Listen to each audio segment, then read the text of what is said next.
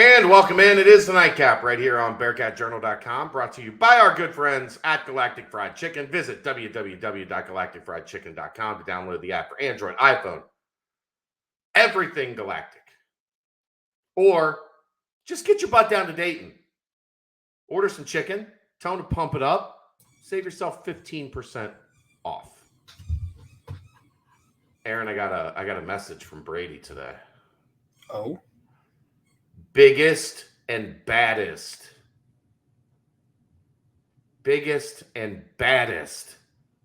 Squat Fest ever coming up on Friday. I'm super excited. So he said, we'll see if we hold him to this. He said we can go live from Squat Fest. Problem is, I mean, we've done. First off, so here's what we might need to do. Might need to set up a room and maybe just you and I join it from our phones at Squat Fest. Possibly. I don't know how we're going to hear each other, or not with DJ going and all that. Right. I don't know if it's feasible, but maybe like a live Twitter, like maybe go live on Twitter, go live on YouTube, and let the people get a look at what Squat Fest is like. But I have some videos from last year. I have some videos from last year on my phone I can post. Yeah, but they're talking about letting us go. I get it. I mean, live. Just so people can see, though. I mean, that was I shot the videos while we were there, live. So, I'm excited for Friday. Dave's coming. Once he drops Will off at daycare. Dave's going to be there. You're going to be there. It sounds like Brady and company bullied Brent into making it down for Friday morning. So we'll see. I think he's going to be there. I'm guessing he didn't seem as flaky, like wishy-washy on. He had a plan. He's going to come down on Thursday night. If he hugs Brady, does he let him go? Probably not. Do you think he strokes his mustache? Security. You think he gives it one of these? Which players would be security? Josh. Josh for sure. As Brett loses his credentials for creeping Brady. So we might be rolling 4 deep at Squat Fest, so I'm excited for that. That's going to be fun on Friday morning. Mm-hmm. Big news of the day, if you're a UC fan. How about Rayvon Griffith and Tyler McKinley on campus for an unofficial visit together today? Apparently, there's a photo shoot with the two of them in red and black that will be hitting their social media feeds here soon. I like it. But we already knew they were boys. Like that's not been a secret. So to get both of them on campus together for an unofficial, cool. Do it. Do the damn thing. It's the last week you can do it. Like it's starting on Friday, we go into a dead period on July 1st. So that and Rayvon Griffith tomorrow is at NBA Players Camp. Kind of a big deal. Wes Miller and staff will be down there for NBA Players Camp. So look forward to coverage or, hearing whatever we can get from that. Arrington Page will be there. Quite a few other UC commits as we get ready to kick off the July recruiting window, the AAU window. So excited about that. I'm trying to get my schedule organized. I think the first weekend I'm going to head down to Rock Hill, South Carolina, and be on Rayvon Griffith watch for a couple days, and then head to the Peach Jam the following week. So a lot of activity coming up in July. I think it's going to be a really fun July for Bearcat fans. I agree. There's going to be a lot going on. I think you're right. So can't state the importance, though, of getting Tyler McKinley and Rayvon Griffith on campus together to kind of get that, that teammate, that camaraderie feeling with Wes Miller and the Bearcats program. The other big news, and we kind of hit on this last night as it was going down, kind of We never really talked about it. You and I talked about it, but yeah, I didn't know if we mentioned that we would be talking about it. No, I don't think we did. Look, man, it's been a lot. I'm still so like discombobulated from vacation. Like my sleep schedule is still all jacked up, and my brain is still not right. I did 3 hours of radio today. I don't really like know how we got through 3 hours, but somehow we did. We always do. We had Luke Fickle on today, so go check the message board. That podcast is up on Bearcat Journal of my talk with Luke Fickle today. Again, from vacation. He's going to think I'm doing that on purpose, isn't he? I mean, he's not scheduling the vacation, so Amy might think you're doing it on purpose. It just so happens, like when I need him, he's on vacation. I'm sorry. It's hard. Getting Luke Fickle is hard. Getting him to come on, it's difficult. It's not easy. But yeah. So new commissioner for the Big 12.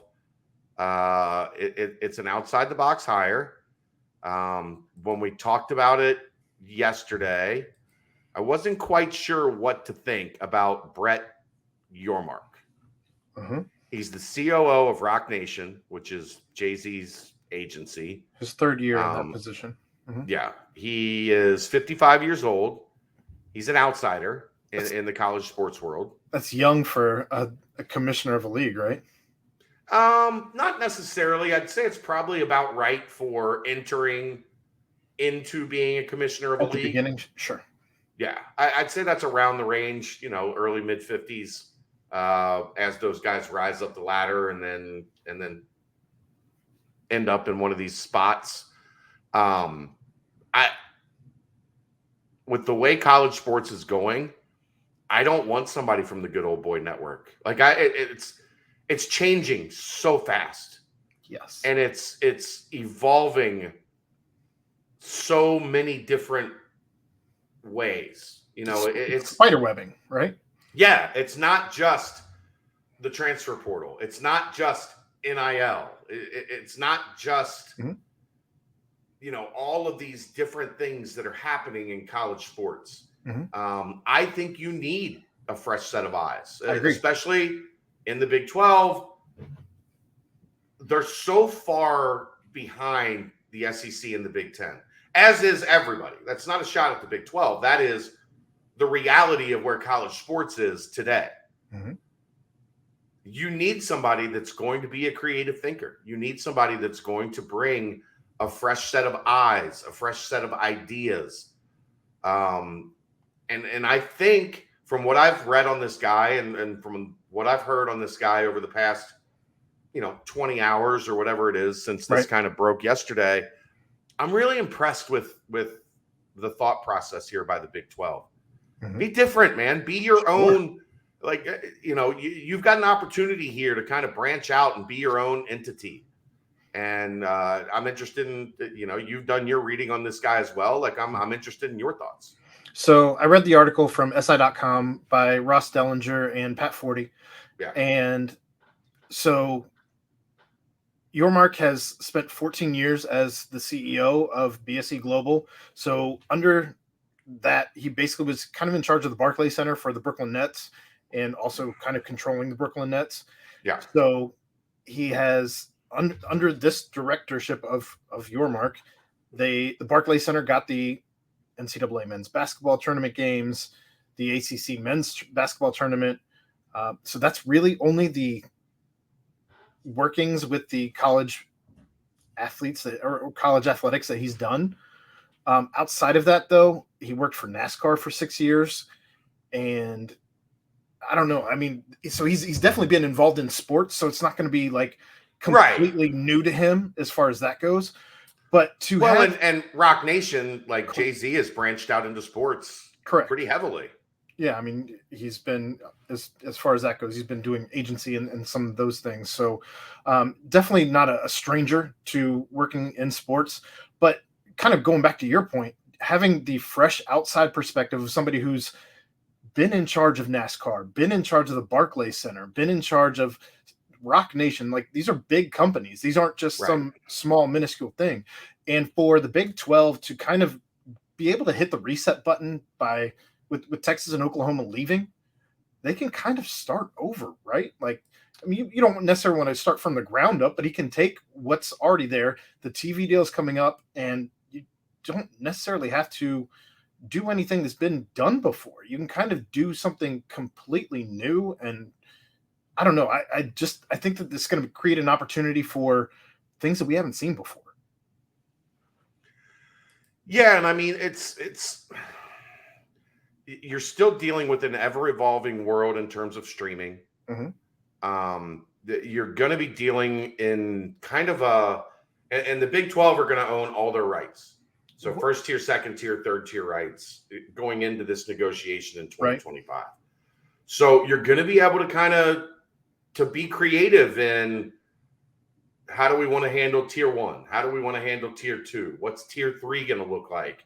What if the Big 12 was the first conference to do something in the metaverse? Maybe. I mean, that would be something. I don't think it's developed to the point yet that you can fully jump in there. But if you can get ahead of the curve because you're in this brand new trajectory with new fresh eyes and things like that, I mean, yeah, it would certainly create a wave.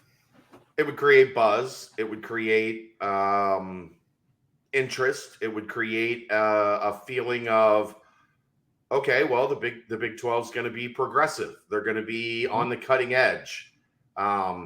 Because here's what we know. Someone is going to be, right? Sure. Eventually, someone is going to jump in there.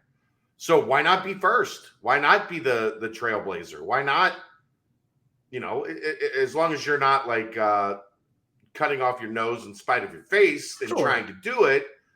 But it just makes it interesting in terms of finding out and seeing what this guy's vision is, like what his real tangible ideas or sense of direction for the conference is going to be.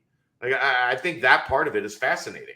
Well, and coming from the NBA, you bring up the word progressive, coming from the NBA, coming from Rock Nation, I think we'd all be foolish to not think that we're going to see some progressive ideas coming from a guy like him and the places that he's been. Yeah. I think it's going to be fascinating to see it unfold because you're not going to get, I don't think, you're not going to get standard, predictable, run-of-the-mill content as they move forward.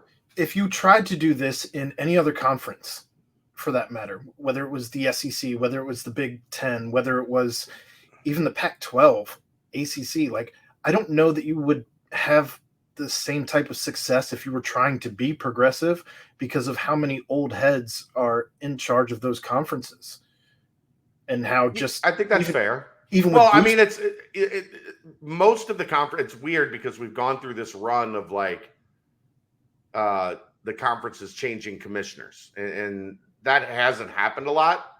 So most everybody is under new leadership. Mm-hmm. But most of the leadership is old heads, the same old crowd. Well, I just wanted to clarify that for people. Yeah. Somebody's going to say, well, this guy left and that guy left and this guy, right. That's true. But their conferences are still being run by the system. Guys that were ADs or, guys that had worked their way up through college administration. Right. And that's where I want to say, like, where me thinking that this conference might want to be progressive and be ahead of the curve comes into play because none of the final 4 candidates, whatever it was, currently work in the college sports industry at all right now. Right. They were looking to go outside. Correct. So to me, that screams we're going to try and do some different things in this conference that no one else is doing. And we want to try and be ahead of the curve in all of that thinking. So I definitely think that this is where this conference in particular is going. And I think that maybe the rest of college football eventually follows suit. But if you're going to do it, I think this is the place to do it because you're going to have all of these teams trying to scramble to try and figure out how can we close the gap between where we were with Texas and Oklahoma and where we're going to be. Yeah, I agree. So I love it. I think it's great. I think it's exactly what they needed to do in terms of being progressive and not just relying on, oh, we're going to go hire the AD from Texas Tech to be our commissioner. No. Think new, think different. And I think it gives, from a UC perspective, it gives them a better chance of being on a level playing field from day one when they walk in. Because this is not somebody that's going to like try to insulate the 8 schools that are sticking around, right? Right. This is a guy that's going to say, look, man, handle the rock like Van Exel. Like, this is a guy that's gonna be like, look, these new schools are part of us. He's coming in with these schools as part of the conference. He is not part of the conference that is accepting these new schools. His job, the day he starts, these schools are going to be members of your conference for all intents and purposes. So I think it's also interesting that he's not from like Texas or anywhere where the Big 12 has predominantly had their footprint. So as this conference becomes quite possibly the largest conference as far as footprint goes, I think you're going to get a lot of new, fresh ideas coming from the East Coast that maybe none of us were quite ready for. Yeah, I'm excited. I think it's going to be great. All right, that wraps it up. We'll see you tomorrow night. This is the Nightcap, brought to you by Galactic Fried Chicken, right here on BearcatJournal.com. See ya!